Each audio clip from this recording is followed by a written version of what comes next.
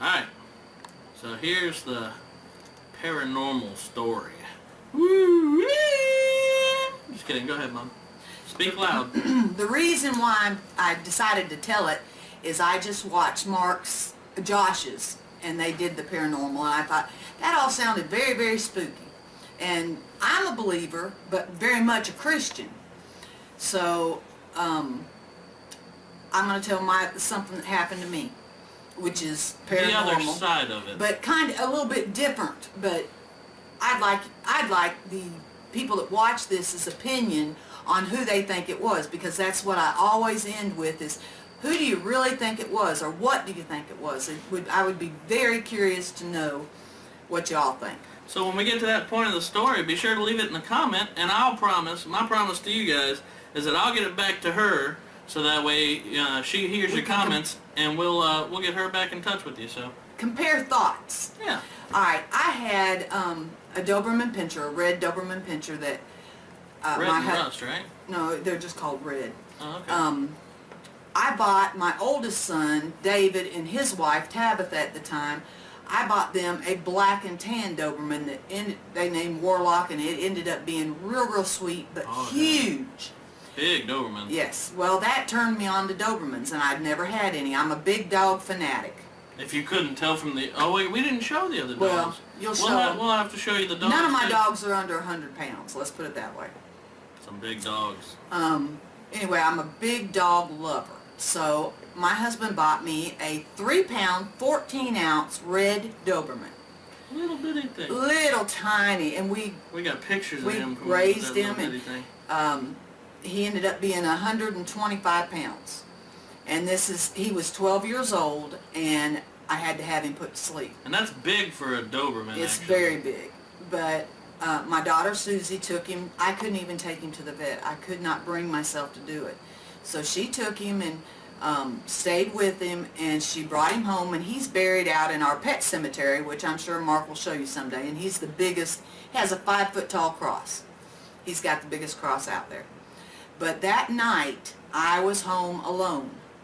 And the same couch that you see Yachty and Mark sit on was in my house. Well, what happened was I inherited the couch from Grandpa Truitt died, then Grandma Truitt died, and that was left died, and that was dried up and shut up, that ain't even nice.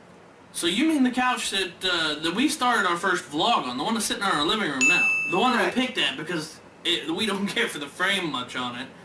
It's old. It's old Ethan Allen. No, yeah, I was gonna say it's Ethan Allen. Late 60s, early 70s. 60s. But it's a very nice couch. Most of the outfit, yeah, it's all Ethan Allen. We got the whole outfit, I think. You can't get furniture like that anymore. No, it's not. You can't get it made like that. Anyway, so yeah, that couch was in my house. I had not given it to the kids yet. And my husband is a medical professional. It's Dr. Patrick Truitt, was on the road. My daughter, yeah, well, until he got ill. Then my daughter was not home. I was home alone. The only thing in the house was one dog, which was Pebbles, who has now passed away. But at the time, she was deaf and blind. She couldn't see or hear anything anyway. And was just, you know, she just enjoyed her snacky poos. She was just laying there. And I was facing the back of that couch. I wasn't facing out. I was facing the back towards the cushions. You were pretty sad that day. And I was sobbing. I was just out of control in the house by myself, dark, and I was sobbing. I could not get any control over it at all. I could not stop crying. I was sobbing, just, gut-wrenching. Sob, couldn't hardly breathe. Well, you see, around here, the animals become part of the family. They are part of the family. It's not just, here's our animals, it's, you know, they're part of our family, quite literally. Oh, by all means. They live in the house, they sleep in the house, they eat in the house. They have their own bed, like legitimate, not a dog bed. They have a day bed and a couch dedicated to them in this house. Well, like, so legit. Dedicated to them. Well, go to your bed is really go to your bed. Yeah, well, that's okay. Spoiled here. If I'm going to have them, I'm going to treat them like they're children. She spoils the dogs more than she spoiled us when That's we were not kids. true. That is so true. Anyway, we're going to jump over that part and go back. I was sobbing uncontrollably about losing his name was Lucadeus, and Luke, we called for him short. Luca, or Luke, and I was just crying, and I was crying myself to sleep, quite frankly, but I had gotten uncontrollably sobbing, and all of a sudden, That level of sobbing when you got crap coming out your mouth and oh nose no, and it eyes was and awful. everything. I had cried so much my eyes couldn't hardly even focus. And I went, at my feet was one of those pink fuzzy robe type things that, you know, they showed on the TV commercials forever. I can't Oh, a even remember. Snuggie. A Snuggie. And it was at my feet because I had originally had it covered up. That's and the I kind of people we cried are. so hard till I got too hot and I had kicked it down to my feet. And I was just laying there sobbing and sobbing and sobbing, and all of a sudden I felt something at my feet, and I kind of, you know, tried to sniffle a little bit, and I looked down towards my feet just in time to see this pink fuzzy Snuggie pick itself up, totally up, and started right up towards my face, and I was laying this way, looking over my shoulder at this thing coming up in midair. That would freak me out. Midair, it was coming up, and it covered me up, and I felt a hand, like you would feel a hand tuck you in. It tucked that Snuggie in around my neck, That would freak me out. and I don't care if it's a nice I actually gesture or felt not. the pressure of a hand tucking it in, and by this time I have closed my eyes, and I'm thinking, I'm going to pass out. I'm terrified. That's my reaction. It just totally, I shut down. I didn't have another sniffle.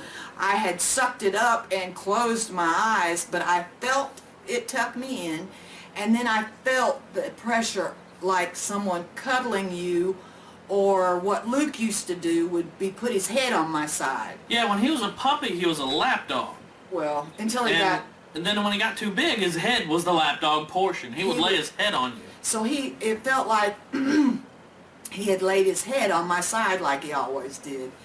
But I'm telling you, I laid there until I closed my eyes, I never moved, and that was it. There was no sound, no words, no nothing. It was just the pink blanket, or Snuggie. Tucked itself in around me, and then I felt that pressure on my side like someone was trying to comfort me. And you weren't half asleep or anything? I was wide awake, and I was really wide awake then. I was just terrified. But I laid there until the first light, and I remember the minute that I saw the you know, you could tell it was getting light outside. I opened my eyes, and the Snuggie was still tucked in, and I threw it back, and I ran for my cell phone and called my mom and told her what happened, because You called Grandma. You guys saw Grandma's story not long ago. Right, and called my mother. That's my mother. And what went through my head was, it was not there to scare me. Whatever it was not there to scare me. It meant me absolutely no harm. It went to comfort you. It was there to comfort me. Now, my question to everybody, and I told this to my sister-in-law, who is also an avid Christian and knows, you know, she's my Aunt Jonna? Aunt Jonna. Okay. She said to me, I said, it was an angel or brought Lukey home that night to me to comfort me, to try to let me know that he was with somebody. I said, it could have been Grandpa Truitt. I don't know who. And she said, why couldn't it be God himself? And that's a freaky. I was like, oh, I never really thought about That's a good that. kind of I was freaky, thinking isn't it? about angels and that kind of thing, but I never really thought, could it have been? I don't know who it was, but I want to make a couple things completely clear. It was not here to harm me. It was absolutely comforting. Or it was a very weak choke. No, it was I'm absolute kidding. comfort. And my question to the watchers would be, who do you think it was? It could have been an angel. Maybe it was God.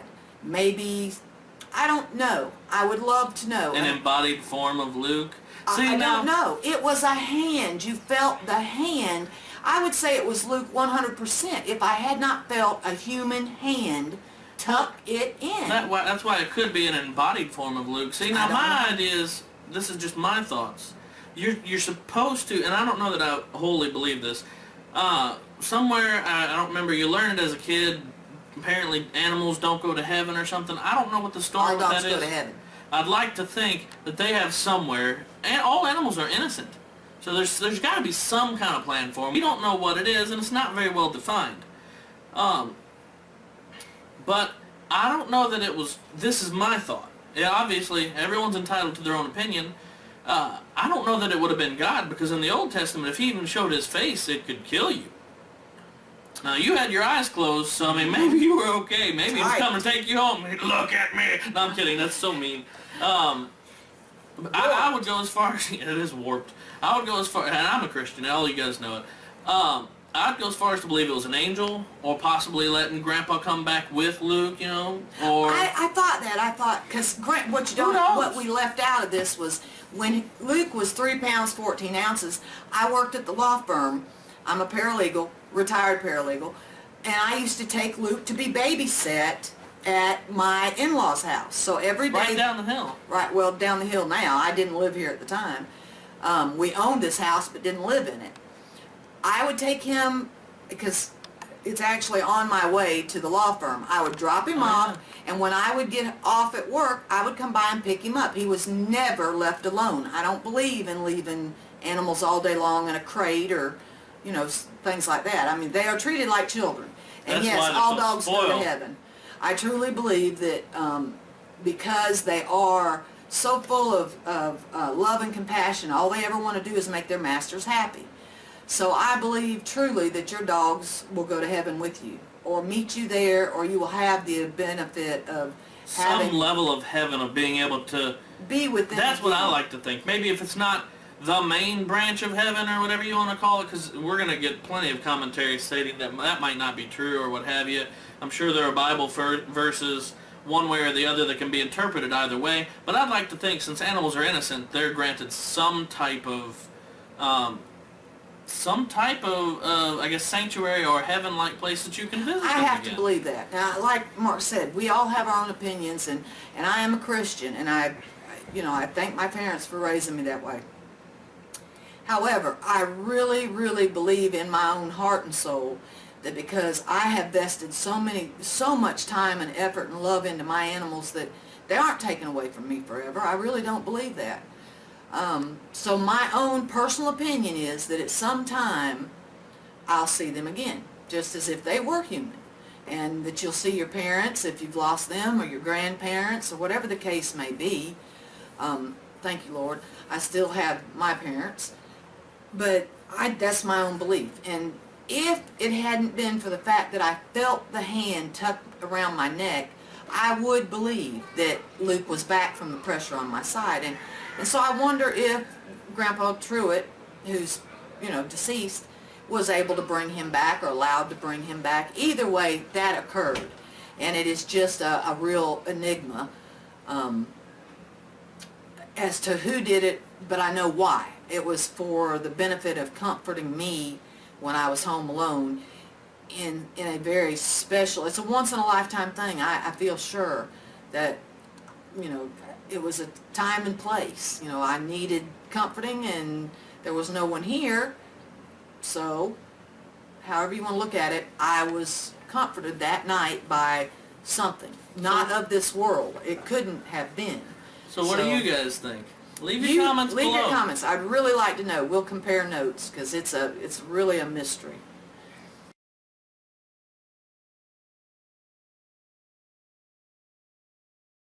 The last thing he had done was to swipe a bottle of rum I had in my locker.